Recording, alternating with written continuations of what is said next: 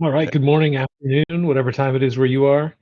Everybody who's on, thanks for joining. We'll be getting started here in just a few minutes.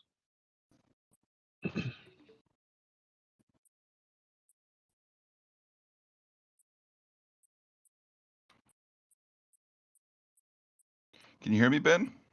I can. Excellent. Hey, Joe. Hey. Let's see. Well, I could turn my camera on, but it'd be facing a wall because I'm using my laptop, and unfortunately, I don't have a USB-C camera. I'm not even sure. Do they even make USB-C webcams these days? I feel like they've got to. I would imagine they've got to at this point, right? All this other junk is going to USB-C. Yeah.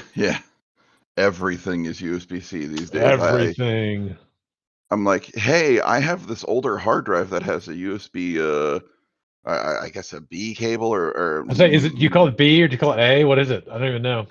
it's A normal. the micro or macro. It's not the Oh, normal one that we've been using for the yeah. phones for years. It's that more square Mm. shaped one, and I've Yeah. got and I'm like I'm trying to find a cable for it, but it's darn near impossible. Good news, I found the same exact cable still hooked up to my 15-year-old printer, so I was able to pull that out and then use that. So. Nice.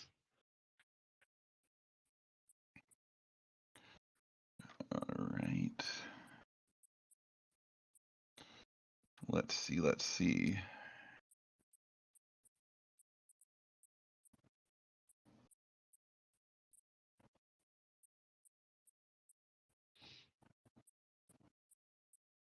Made sure I did the smart thing and grabbed the most recent version of the slides instead of a cached version. We're good.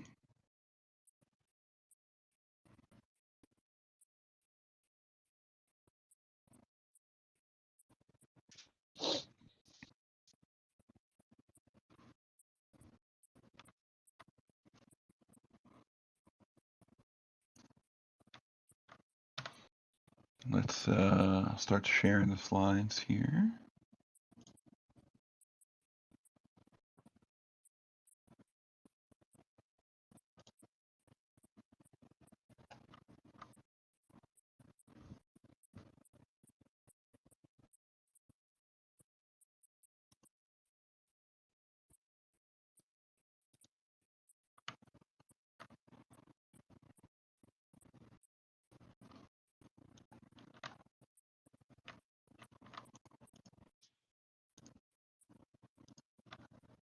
How do the slides look this time? Oh, it's better. It looks more full screen. That's good. Yeah, more full screen or is full screen? I Full think screen. there's a bar at the bottom and top of my screen, but again, these are made for 1080, and I don't seem to have anything that's a proper 1080 resolution anymore.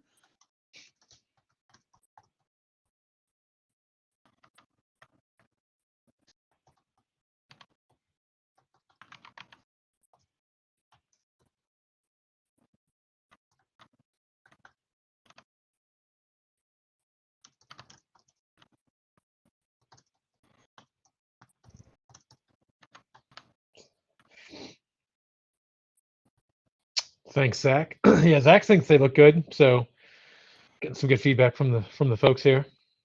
If anybody was here last time, better than last time. I'm looking at the preview window and it looks a lot better. It It's looks the way better problem. than last time. Oh yeah, it's the problem of having a. What do I have? An ultra wide ultra. I don't have an ultra. No, I do have an ultra. I don't know. It's wide. It's curved. It was a gift from my wife, and it's glorious. And I can put two windows up. Being visually impaired, I've talked about this on other Yeah. podcasts before. Being visually impaired, I actually can't really dual screen because then what happens is all the accessibility software puts like the mouse kind of in the middle. So if I had four screens, it would literally be like if I had four screens in a square, it would literally be in the middle of those four screens, which sounds great until you add bezel, until you Yeah. add all these other, and then it just you're like at this point I'm using a giant monitor crosshair and hoping for the best and things like I that. keep So I keep coveting the ultra widescreen setups that I see. I think I may pull the trigger on that myself. I'm really digging. I think I have a 32-inch MSI, which at the time was pretty much the same guts, same resolution, same speed as the Samsung. And I know, again, only being a solo guy, again, I can literally put a full web browser, using Snap, Windows Snap on the left, and then I can put a full note-taking app or VM or any other number of things kind of like snapped on the right, so I can. It feels like to me dual monitor. So that's the closest I'll probably really ever get to see with kind of crappy technology, crappy accessibility Right. technology.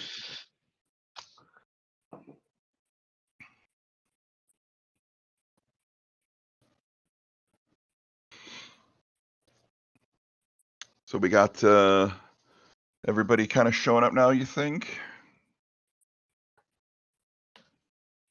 Yeah, it looks like it. All right. See a few more folks joining, so we will. I'll give it another minute. Yeah.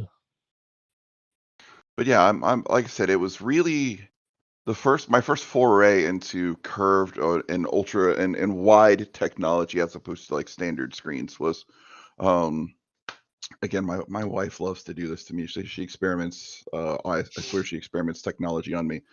I got many years ago Samsung 6 Series 4K curved TV, and at first I didn't know how the curve would react, but now I honestly have a hard time with flat and normal TVs and screens, and not because they are different or inferior, but ultimately because I've adapted to being able to kind of have this less rotation in my head for that specific reason. So if you go ultra wide, I highly recommend. I mean, most of them are curved, but you got to do a curve. So I feel like there's less tilt in the neck and just weird, Yeah. weird nuances that at first you're like, Sure. but afterwards you're like, I want to address. So Zach asked a great question in the chat. If yeah, this would be recorded or not. So a couple things with our platform here, the Showtime platform. We do have the ability. We are recording this. And after this is over, everybody will get an email with a link to the recording, and we'll make it available. But by all means, if you want to take screenshots or if you want to record this as we're talking, you are more than welcome to do so. And I think we actually, if you want, Joe, it's already 12:08. If we want to go ahead and get things kicked off, I'll turn my oh shoot, camera off. yeah. Let folks, you could go ahead and get the introductions on, and let's move. Well, hello, hello. This is again another webinar. We're still kind of, working out our bugs in our head, but at this point, we're just going to call it what it is. It's about a blind spot attack simulation and defense optimization, the Linux edition. So last time we did a lot of Windows and PowerShell. This time we're going to be doing some Bash and some Linux exploitation. Again, the point of this being, I'm going to put it as I see. This is Ben's kind of baby with BlindSpot that I came in. I'm helping build. I'm helping nurture this baby. But ultimately, it's kind of become, it was kind of the best fit when I, you know, about a year ago, Ben said, "Hey, I've got this really cool project," and I said, "I really like this project, and it's something I've thought about for years. The ability to help people really like take a look at their defenses, their security stack, and so that's what BlindSpot does. And so, but first, we're going to talk about all these cool things that Linux TTPs and TTPs and MITRE and there's I could just go through a glossary of words we're probably going to say today, but ultimately, we want to boil it down to making defenses better. Ben taught me this word when I came on board. Detection and engineering teams, and we work with a lot of them. And ultimately, that means the combination of your SOC, your hunt, your teams, your incident response, your CTIs. Because if you guys are seeing it and we don't, then we really should be working with your CTI to make sure we're building a tool that can help you detect the malware, the ransomware, the TTP, and to the point being, ultimately, is blind spot. We like to have our clients, our folks, anybody who's passionate about it, use it to build detections and engineering and beyond. And so, thank you, Ben, for allowing me to help build this and grow these things and do these fun things. Absolutely, ton of fun. So we need to add a slide if Ben's going to keep staying here for Ben. Again, Joe Brinkley, I'm the Director of Offensive Security, Innovation Research, and Advanced Testing. Really fun title. I got a lot of years of experience here, and penetration tester, malware writer now. Ben's taught me to write all kinds of evil things. Just kidding. But Ben had a lot to do with it, but I don't want somebody coming blaming him if I ever go awry.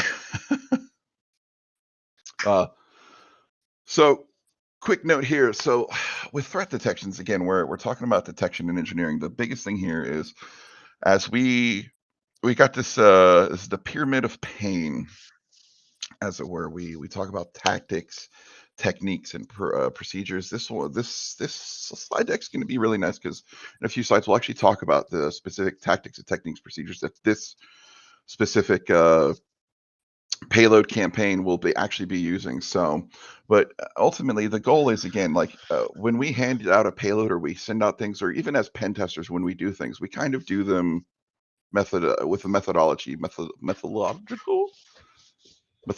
There you go. I guess so we do them with a methodology behind them. But a lot of attackers start to do that too, but they don't use the standard, oh, I'm going to do recon.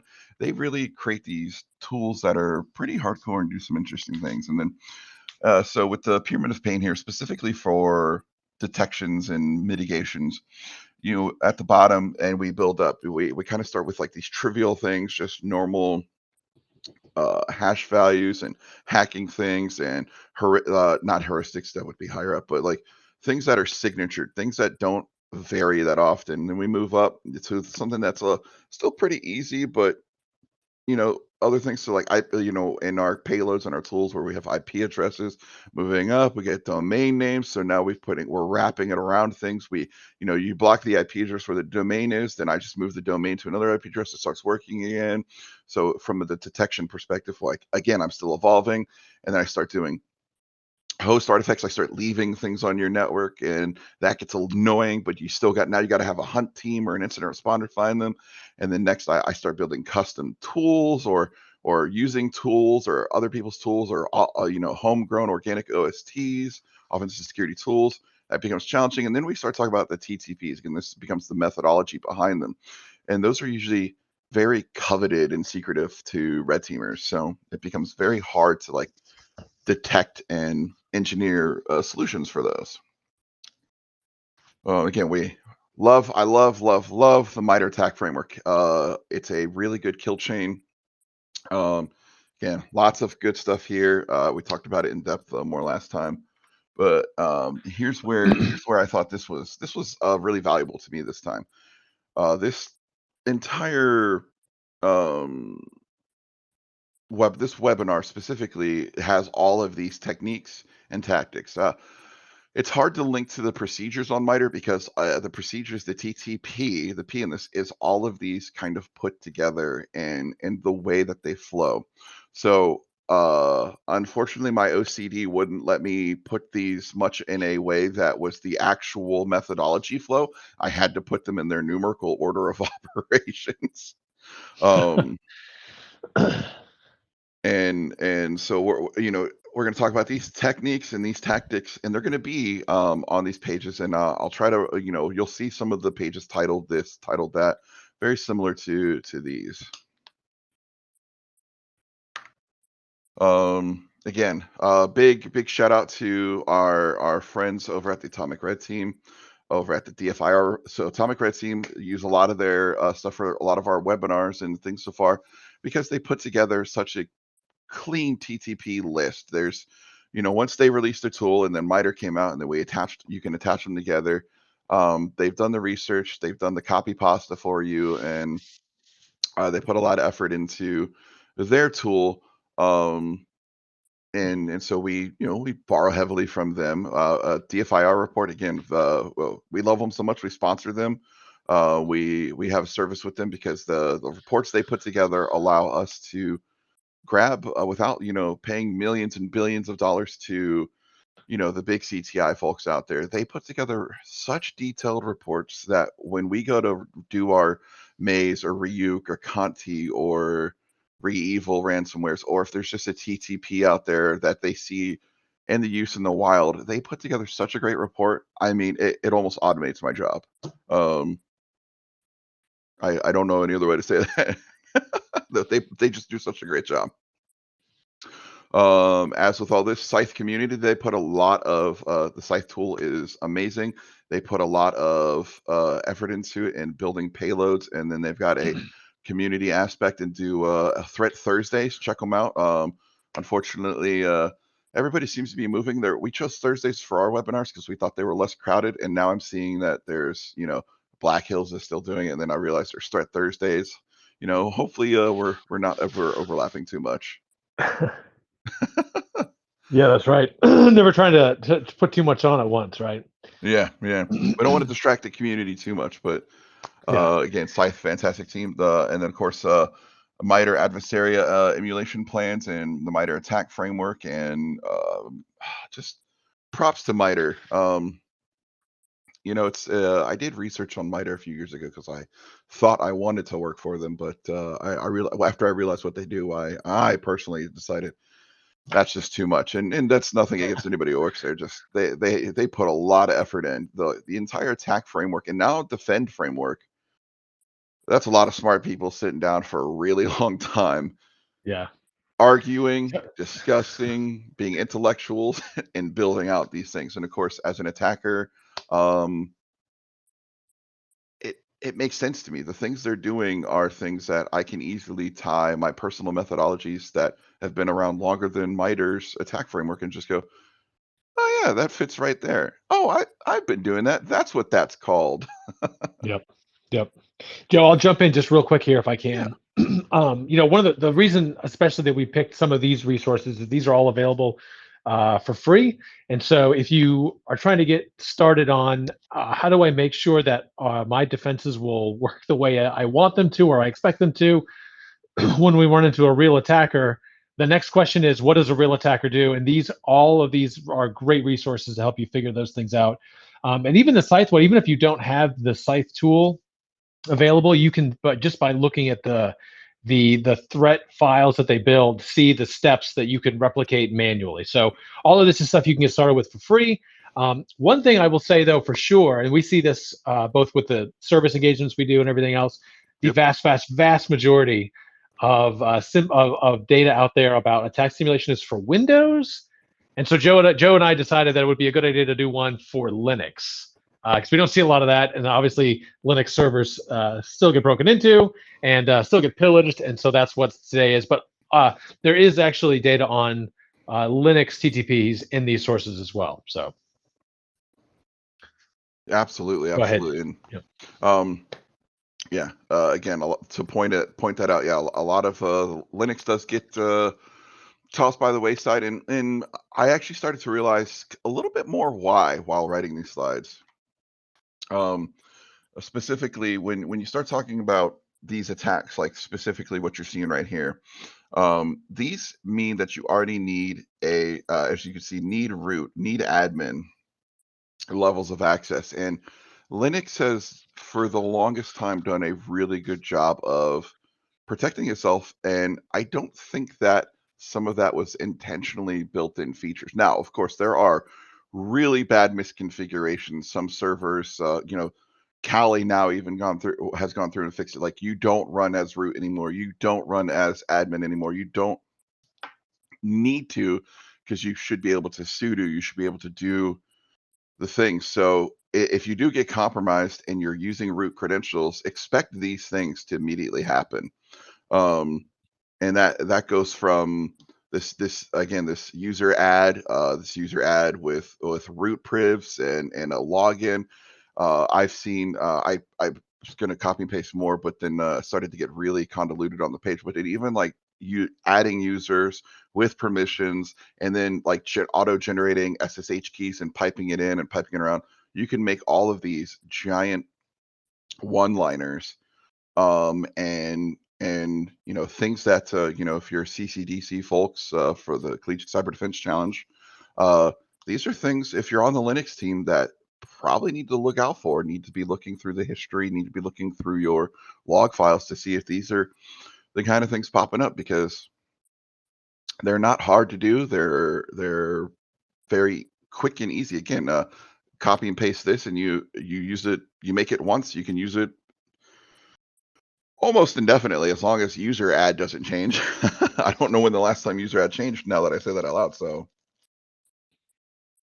let's see. See if I got this down to a science yet. Stop streaming this.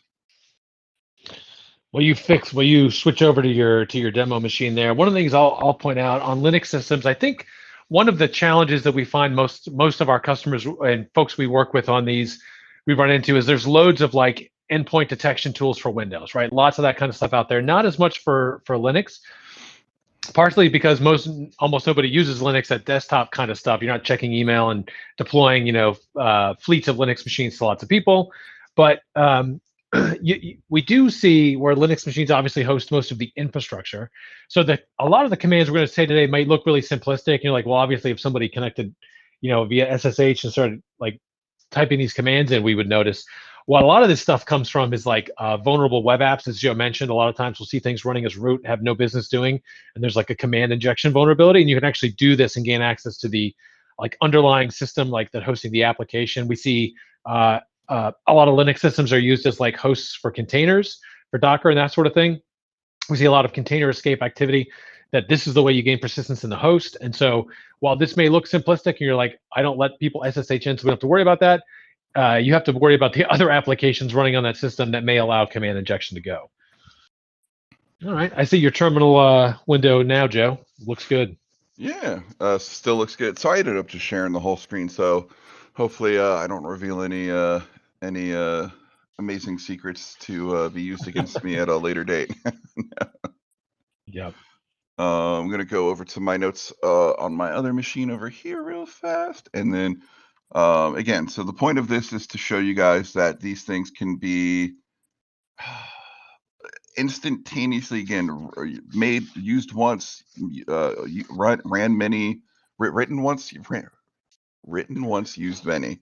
So this is it's English.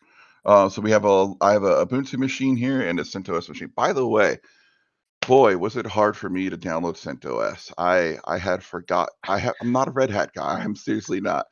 And then I go looking for it, and I was like, wait, didn't they kill CentOS? Because I thought they had Yes. bought it, and they're forcing everybody towards like free-ish, freemium style Red Hat. And I was like, oh no! But fortunately, I was able to still access the websites and check for things. So you'll see here that we're logged in as BlindSPOT on localhost, and we run it, and then it goes, hey, permission denied.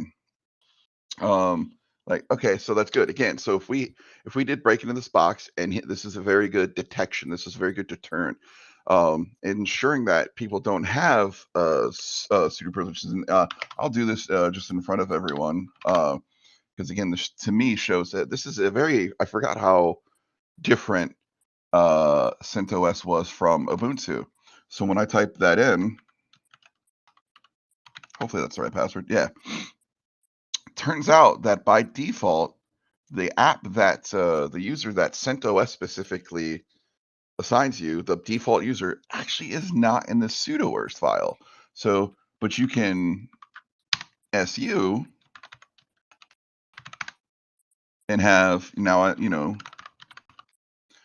root. So I totally forgot that intricacy That's while the same. That's the same account that so sudo fails, but then switching to the root user works. That's amazing.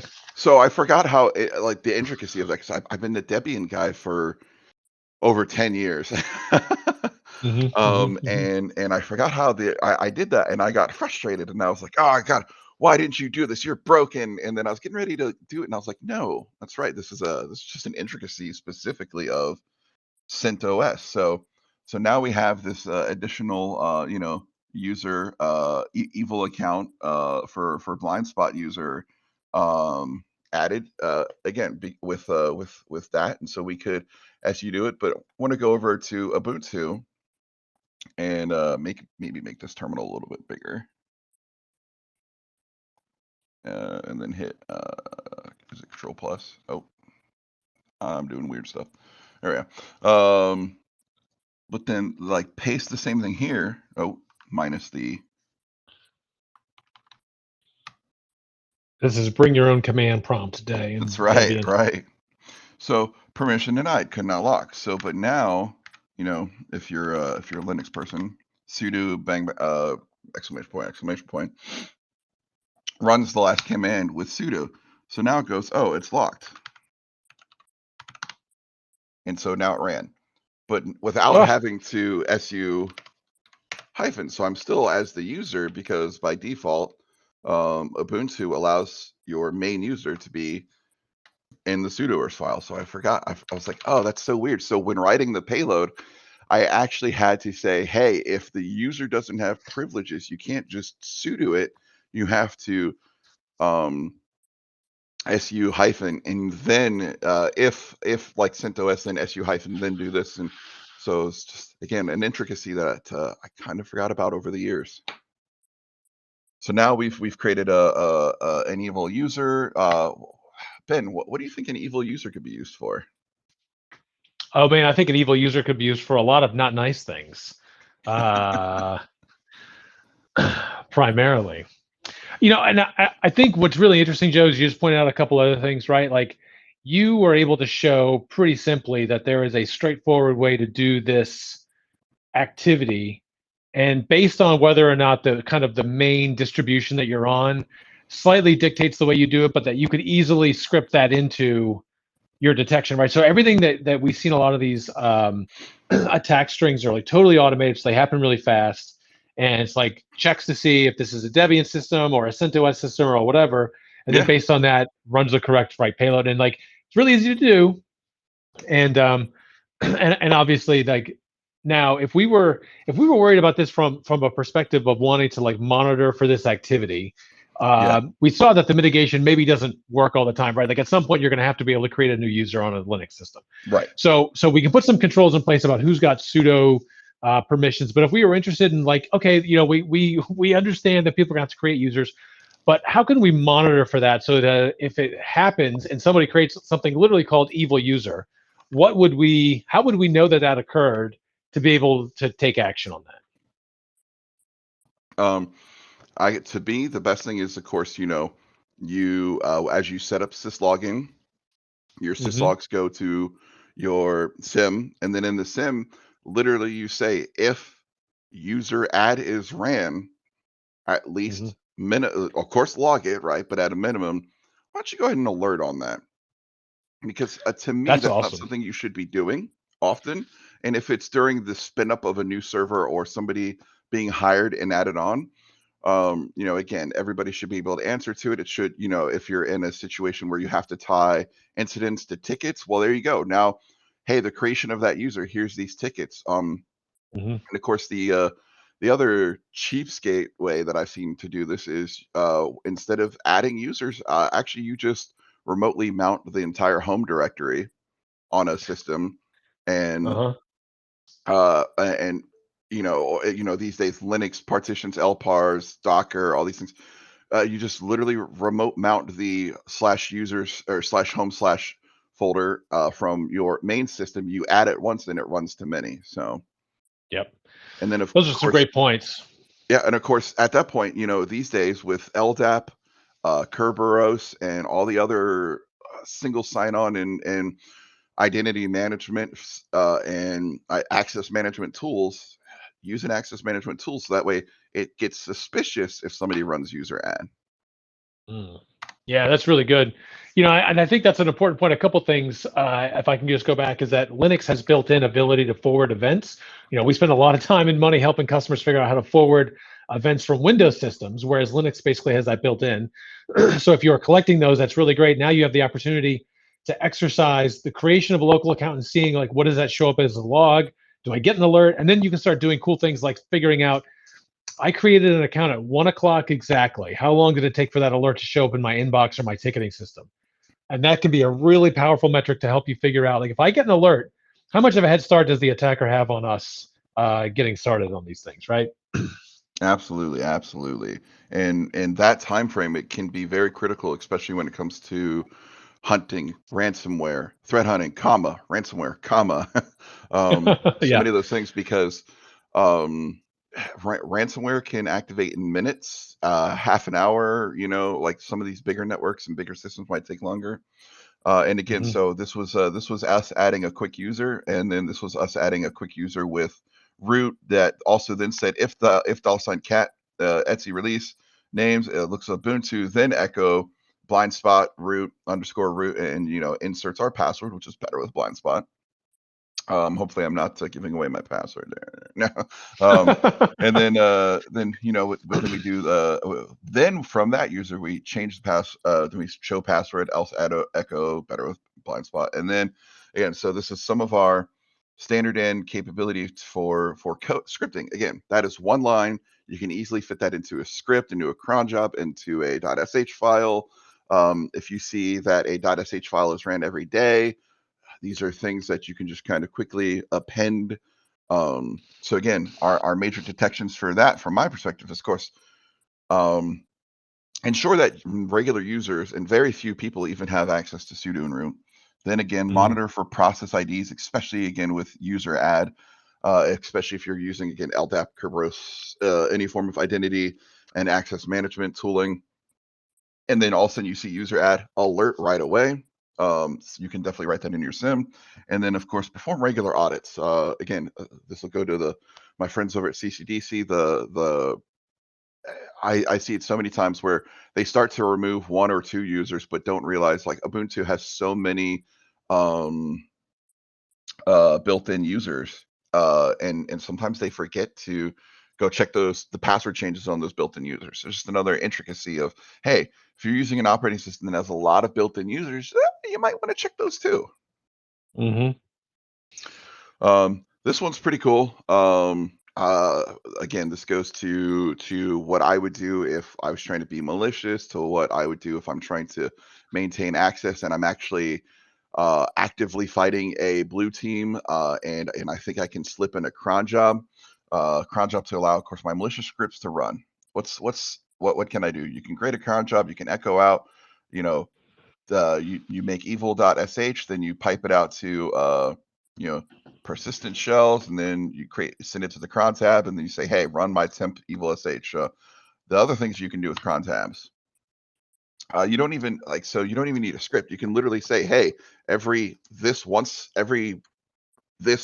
metric of time, wget pull down and run a malicious URL script. Unfortunately, I don't have a great example for these prepared, so we're just going to talk about the other things. But then the other thing you can do is, if you're familiar with like the hardware, or you don't need to use just dev TCP, device TCP. You can netcat. You can write your script, your binary here, especially if you put it in like bin / evil connection tool. That's really long name, probably pretty detectable with the word evil in it. But you can still output Yep. your standard output from there to the cron jobs. And cron jobs, best way to do that again is audit that, and also monitor scheduled task creation. So if you see people running the words scheduled task cron, again, we talked about that with the Windows scheduled tasking. We're looking at the same thing with Linux. You're going to see a lot of the methodologies be the same, and the detections are unfortunately pretty much the same. There are EDRs that look. You got to make sure you got one. Make sure it looks there. And it was interesting when I was looking up additional mitigations. It looked for changes in tasks that correlate with known software patch cycles. So I was reading that there's actually an attacker group that built in, somebody went and did an apt update, and they built a script into apt that then went back, and every time they ran apt update, Oh. then added a cron job that then did Ah. malicious stuff in the background and continued to, like, it was almost a self-fulfilling, self-propagating Yeah. prophecy.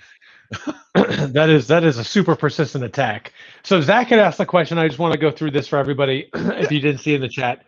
So one of the questions, Zach was saying, I totally get where Windows event log gets created when a local user is created. Where is that same data in Linux? It kind of depends on the flavor. I know for most Debian and Ubuntu-based systems, if you go into the var log directory, there's a syslog file in there, just called syslog, and then it's rotated through. That file is like kind of like the default store for most logs. You'll see other files in there as other things are extracted to pull them out. For example, a common one is auth.log. That's like all authentication activity on the machine, whether SSH or like console or all that other stuff, right? And so depending on what you want to make sure you're harvesting those files for like central viewing, whether you're forwarding that in as a syslog stream or you've got some other collection that's like pulling that file off the system periodically. But that's a great reason why we would test these things, to know, like, if I do this, what log events do get generated from that kind of activity. And then you just use the phrase apt, which is different than advanced persistent threat, which always gets thrown around in these kind of talks. Yep. But for folks who don't know, Debian and Ubuntu-based systems use a package manager called apt, and it is the tool you use to upgrade and update your system. So if our recommendation to customers is blanket, you need to update this thing, the way you probably do that on a Debian Ubuntu system is you run apt update whatever, and it goes and like pulls down new files from the Debian upstream repo. So what Joe is saying is they actually backdoored the tool you would use to go update your system and do something you thought you were doing that was like the right thing to secure your systems, turns out to be the thing that like puts their malicious, their persistence back into your system. And I hope that helps. The cron stuff that we're looking at here, this is not a sneaky way necessarily to do persistence, but I mean, the thing is, you look at these crazy commands. Like human beings should not have invented cron. This is something that clearly only machines care about.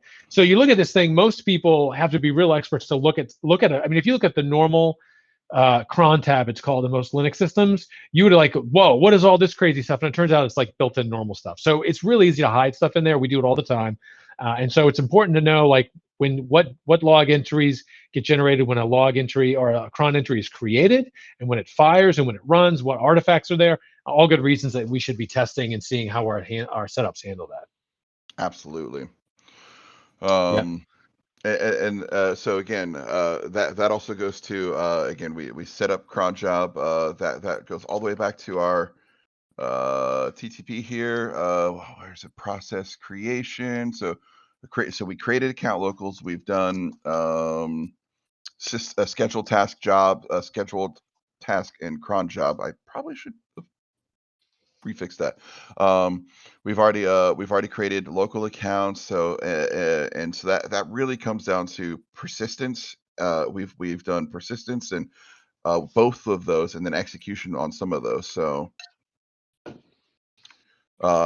next is network discovery. This is as under or overrated as some people might think this is. These are still very important traits, not necessarily worth firing an alert for. Ben and I have talked countless times, like, hey, what's the best way to know if an attacker's on your box? Well, if they're running who am I or net user or who am I with a bunch of arguments, and you're like, well, why is that a detection? Because like normal users don't need to know who they are. They should know who they are.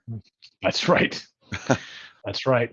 And this gets into another thing. So a lot of the stuff that we're going to talk about, there are some things you can actually mitigate, right? Prevent from happening. But there are some things like you're never going to turn off the ability for somebody to type the command users, right? I mean, that would just be insane to try to like enforce that technically, not to mention like the things you would actually break and prevent people from doing their job. But these are all things that you can understand. Like, is this worth us logging, or are these things we just want to make sure that we know this is possible and we're not going to bother expending the necessary log data, telemetry, storage kind of stuff to worry about that. We are just going to assume if we're chasing down the threat actor, that they have this information, right? They know the users are on this box, and so we're going to just proceed like that. So if you're ever on a live box, the ARP what ARP is doing is just looking essentially for the main Ethernet point, the IP address, and the hardware information, so they can either clone it or whatever. Again, you're going to see users, IP adder, if I can spell, type. Here's another nuance. Oh, okay, still works actually. So Ifconfig, I had to install Ifconfig on Ubuntu. So NetTools is where Ifconfig ifconfig ifconfig comes from. So it was not actually installed initially on Debian anymore. They got rid of it because they consider it deprecated. And I had run into that on Kali and a few other things a few times. So, changing to IP adder gives you the same information, different format. And then, so users, and if I had more than one user logged in, it would show them. Let's see. I guess who does the same thing. Shows you which users logged in where. So if we had users on terminals or TTYs, or if this was a big jump box, whoo boy, I've seen some of these at hosting companies have 100, 150 people logged in. And you go, whoo, that's a lot of people.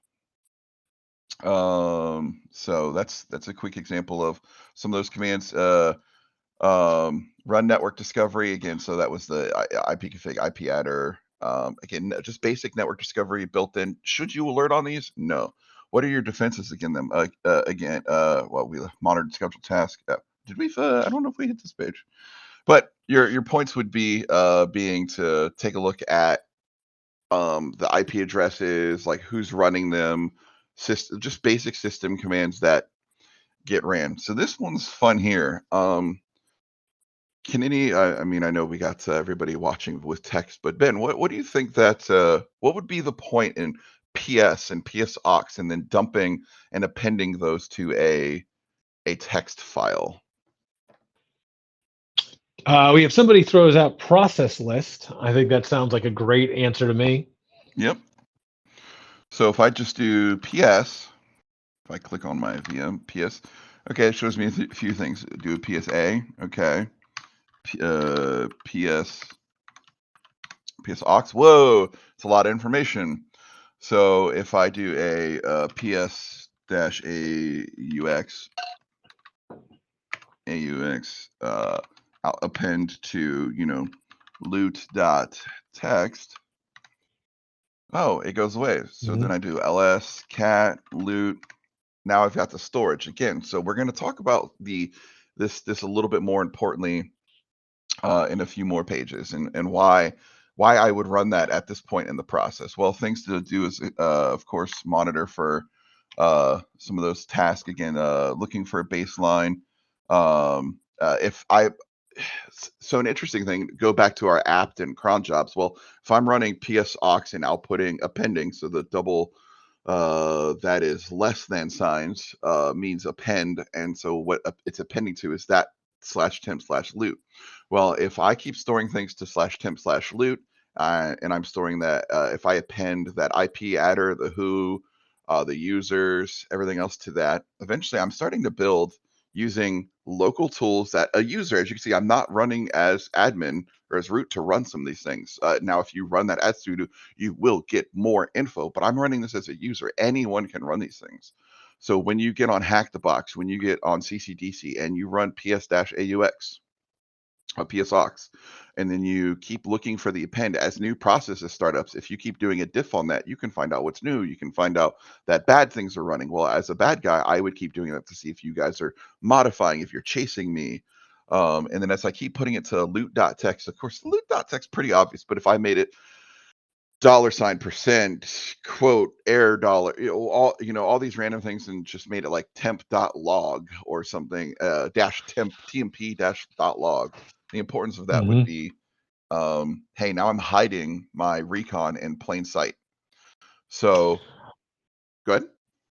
Yeah, I want to point out we have some good comments here. A couple things you could also, I think we might even talk about this later in the webinar, Joe, about using a netstat as a similar discovery tool. But Joe has the two right arrows are interesting. You can actually do this with one arrow. If you do one arrow, though, it overwrites things that are there, so it creates a file.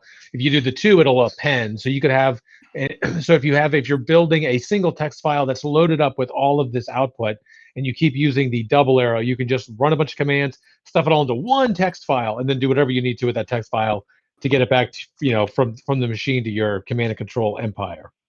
Yep. I early on in my career, I was like, oh yeah, look at me. I output a single less than into all these files and blah blah blah. And then when I started scripting and writing more, and then like overwriting the same file and going, where's my info? Because I was doing security early on, or operational security. Like I was trying to defend machines, and I wanted to get these processes and do diffs and figure out when things were spinning up, why they were spinning up. And I was using single arrow, and when you single arrow it, you overwrite the file. Overwrite, yeah. Now, if you're doing overwrite temp loot and then like %time.text in your script, then you can at least just compare two different times at what was running. But if you're going to keep overwriting as opposed to appending, you can at least grep through and line and say, hey, show me anything. If there's two of something in this single file, great.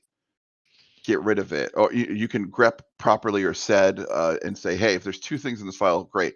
If there's one thing in this file, now show me what that is. So that way, then you can get this again, this marker, this single text file of what's good, but also what's bad. So as a attacker, I'll show you why this is important here in a few moments. Especially after, first thing I want to do is get in on a box and start disabling firewalls. Like that's the best thing for me to do. If I can start disabling firewalls, especially if this is your if you're not using a external firewall, if you have a Linux box purely on the network, you go to DigitalOcean and you don't pop open any holes. You're just like, yeah, just go to the internet.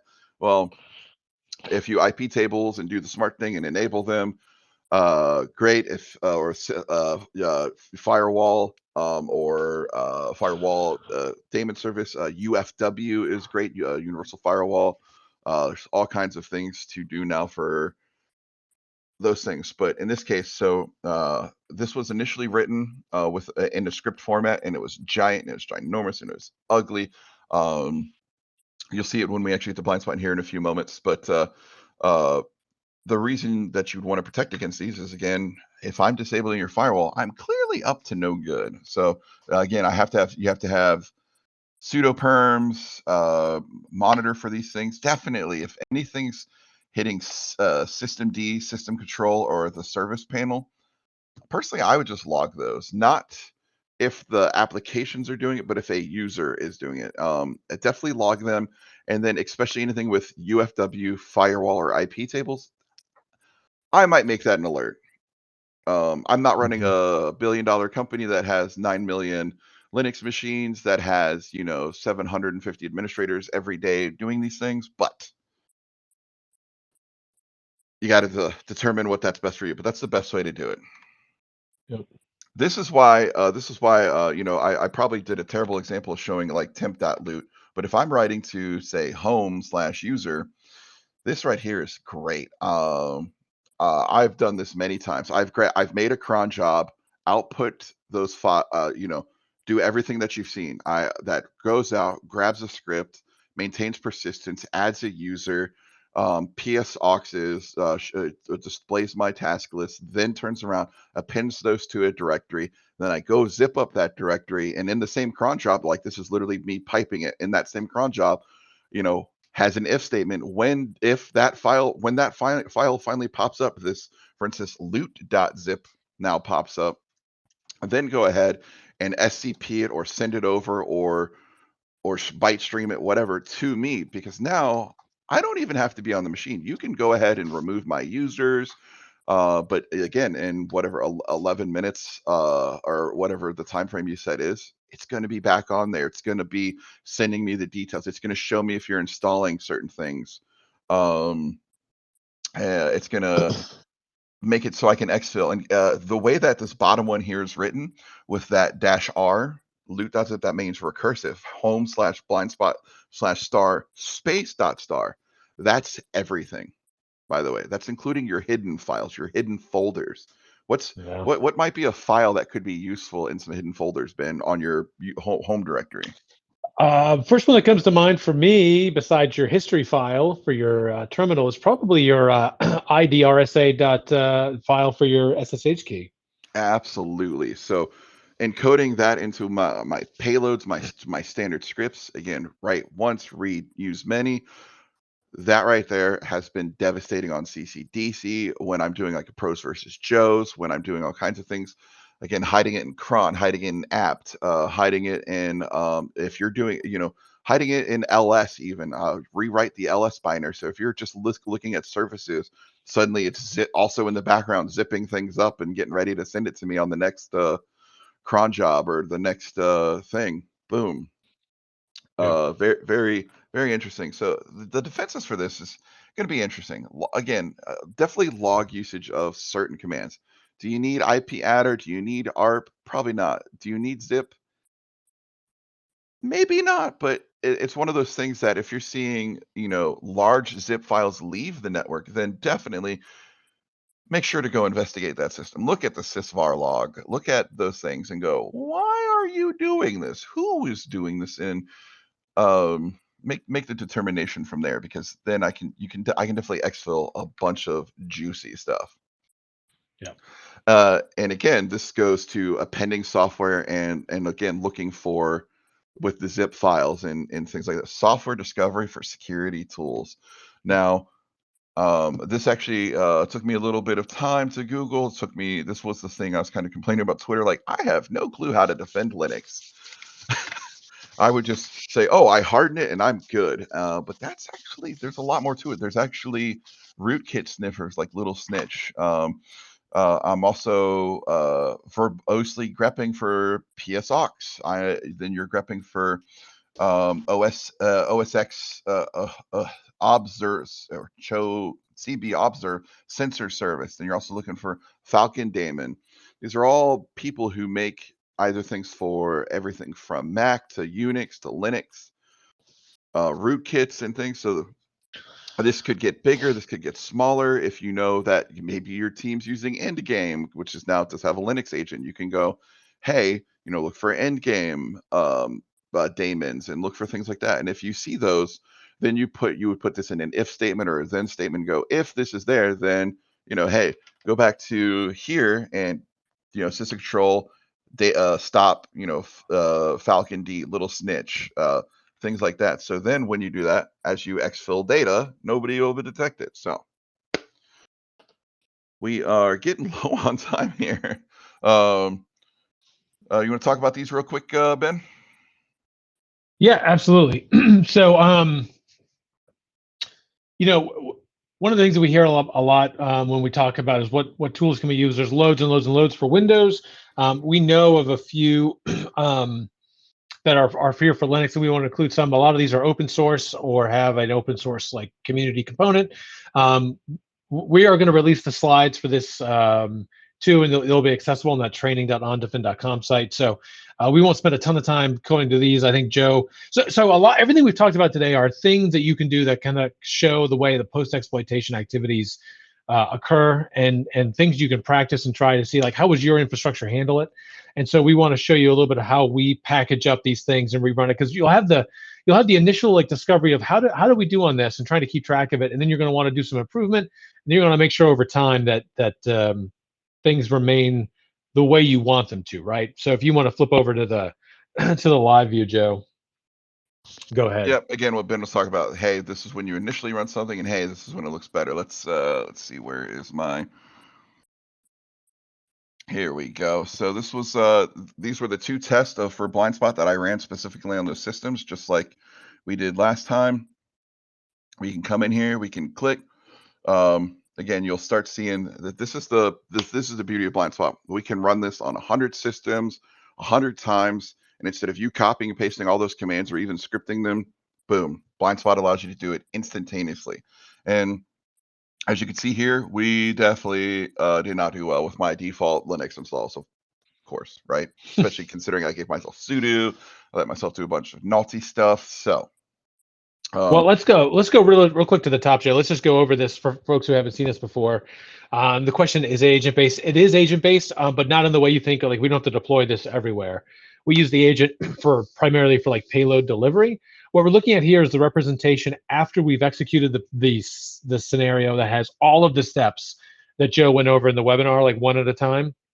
It's got some logic built into it so that it'll fire the correct things, and then we visualize the way it works after the campaign is over based on the defender outcome. So there's 4 outcomes. You blocked it, you alerted on it, you logged it, or nothing. Like it happened and nobody knows, right? It's not available to us. So what Joe's got here, he put together a simulation that exercises all the things we just talked about, and then we get to run it. And so here you can see the stuff in red is stuff that we didn't log at all. Stuff in yellow is stuff that we logged, but nothing jumped out at us. The one lone blue one is the one thing we got an alert on out of this whole attack chain. And so you can kind of see in here how we go about doing that. And the idea here is to give you input and output so you can kind of see all of the steps that the simulation did. Our goal is to get you to the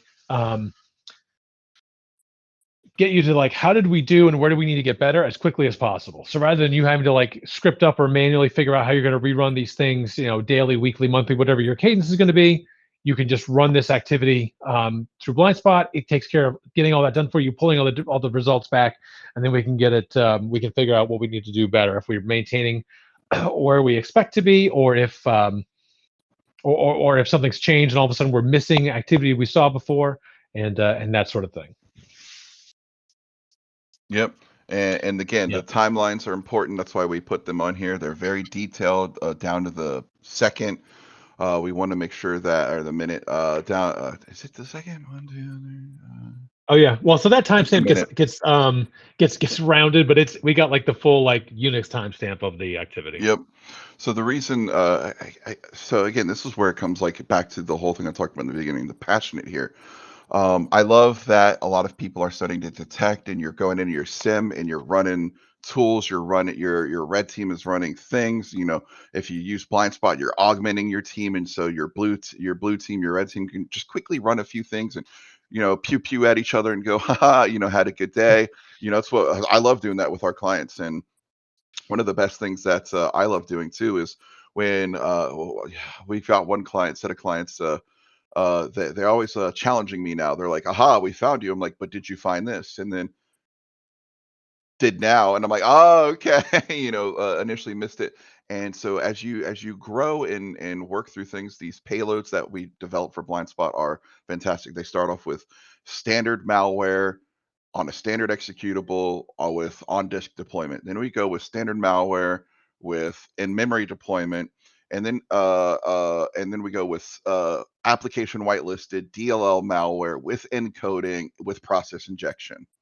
And like as you get better, the tool is kind of helping still advance. And as you're starting to detect more, then we start to lean in more with more of our, hey, this is just random TTPs. Hey, these are random malwares. Hey, these are new malwares. Hey, these are new things we're seeing. And the reason we're doing that again is because we're passionate about stop detecting the signatures, stop detecting the heuristics, ultimately start detecting these behaviors. If you see all of these things, and like, so, some of these things are just logged and nothing, or just logged these reds and these yellows.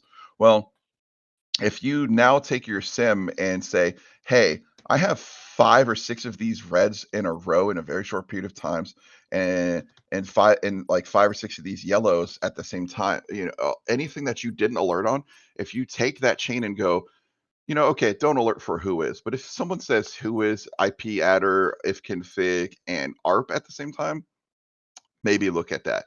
If somebody does a disable firewall, package up zip, creates a cron job, things like that, probably look at that. So taking your tools and making them work for you with your security stack that you have in place, with the free tools you have in place, with just the ability to try to best defend your network. And rather than paying for a full pen test, which of course, I want you to come pay a pen test. I want to come on your network. I want to help you get better.